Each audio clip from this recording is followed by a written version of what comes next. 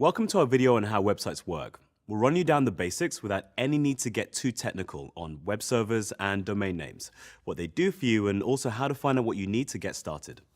Let's say, for example, you decide to open a bakery in the real world. First, you'd have to rent a space to house it, right?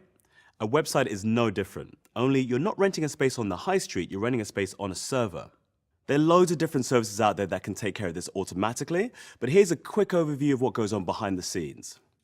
Now, bear with us, here comes a little bit of technical information. A server is a computer connected to the internet with software that allows it to store or host pieces of your website, the code, the images, the video clips, and pretty much anything else that actually makes up your website. It's called a server because it serves up the right content when requested. That is, when someone actually wants to view a page on your website. Now, there are many companies and services that will rent you space on a server and host your website.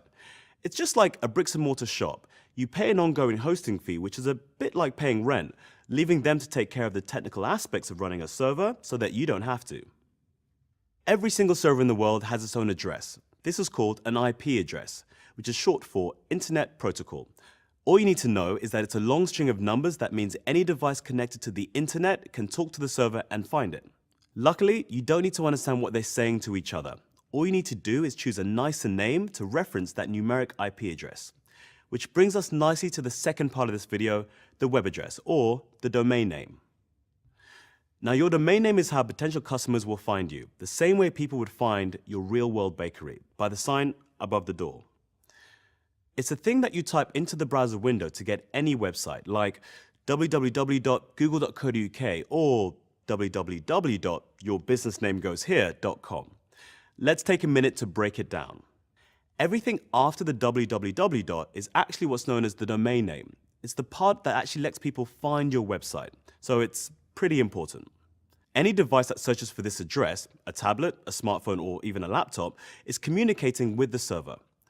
The server then sends that device all the correct pieces it needs to display the website, like images and code, so that whoever is on the other end of the device can actually view the pages. When someone types that web address into their browser, here's basically what happens.